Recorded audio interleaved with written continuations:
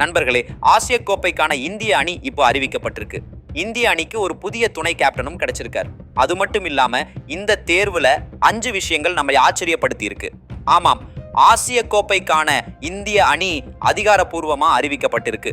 முதல்ல அணி என்னன்னு சொல்றேன், அப்புறம் புதிய துணை கேப்டன் யாருன்னு சொல்றேன், அதுக்கப்புறம் இந்த தேர்வுல ஆச்சரியப்படுத்தின 5 முக்கியமான விஷயங்களை பத்தி பேசுவோம். நம்மளை வியக்க வைத்த 5 முடிவுகளை பத்தி பேச போறோம். முதல்ல அணியை பார்த்துக்கோங்க. அணி இதுதான்.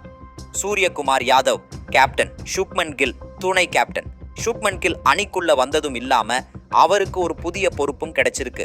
அவர் புதிய துணை கேப்டனா நியமிக்கப்பட்டிருக்காரு. போன சீரீஸ் வரைக்கும் அக்ஷர் படேல் தான் துணை கேப்டனா இருந்தாரு. இவங்க கூட அபிஷேக் சர்மா, திலக் வர்மா, ஹர்திக் பாண்டியா, சிவம் துபே, அக்ஷர் படேல், ஜிதேஷ் சர்மா, 2வது விக்கெட் கீப்பர் ஜஸ்பிரித் பும்ரா அவரும் அணிக்கு திரும்பி இருக்கார். ஹர்ஷ்தீப் சிங், வருண் சக்கரவர்த்தி, குல்தீப் யாதவ், சஞ்சு சாம்சன், ஹர்ஷித் ராணா, ரிங்கு சிங் ஆகிய 15 பேர் கொண்ட அணிதான் அறிவிக்கப்பட்டிருக்கு.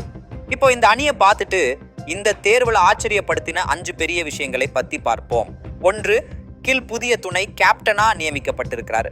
நேற்றைய வரைக்கும் கில்லோட தேர்வு கொஞ்சம் சந்தேகமா இருக்குன்றதான் செய்திகள் வந்துச்சு. ஆனா அவரை நேரா துணை கேப்டனாவே ஆக்கிட்டாங்க. இது கொஞ்சம் வியப்பா இருக்கு. 2, யசஸ்வி ஜெய்ஸ்வாலுக்கு வாய்ப்பு கொடுக்கப்படல. கில்லை விட யசஸ்வி ஜெய்ஸ்வாலோட ஸ்ட்ரைக் ரேட் அதிகம். ஐபிஎல்ல தன்னோட திறமையை அவர் நிரூபிச்சும் காட்டியிருக்காரு. ஆனாலும் கில்லுக்கு வாய்ப்பு கொடுத்துட்டு யசஸ்வியை வெளியில வச்சிருக்காங்க. இந்த முடிவு கொஞ்சம் ஆச்சரியப்படுத்துது. 3, போன சீரீஸ்ல முழு உழைப்பையும் போட்ட ஒரு வீரர், அதாவது முகமது சிராஜ். அவரை நீங்க சாம்பியன்ஸ் டிராஃபிலையும் சேர்க்கல, இப்போ ஆசிய கோப்பைக்கும் கொண்டு போகல. முகமது சிராஜும் அணியிலிருந்து வெளியில வைக்கப்பட்டிருக்கார்.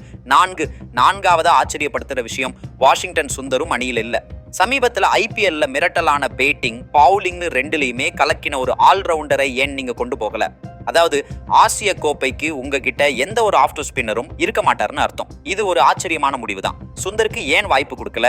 5வது பெரிய முடிவு, ஃபார்ம்ல இல்லாத ரிங்கு சிங் தேர்ந்தெடுக்கப்பட்டிருக்கார். வாஷிங்டன் சுந்தருக்கு வாய்ப்பு கொடுத்திருக்கலாம். ஆனா ரிங்கு சிங்குக்கு ஏன் வாய்ப்பு கொடுத்தாங்க? ரிங்கு சிங் பேட்டிங் மட்டும்தான் செய்வாரு.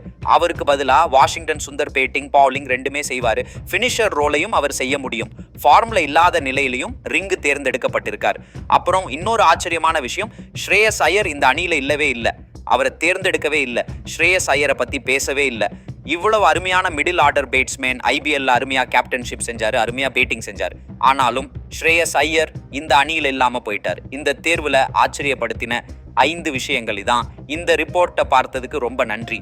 தேர்ந்தெடுக்கப்பட்ட அணி பற்றி உங்க கருத்து என்ன? கமெண்ட் செஞ்சு கண்டிப்பா சொல்லுங்க.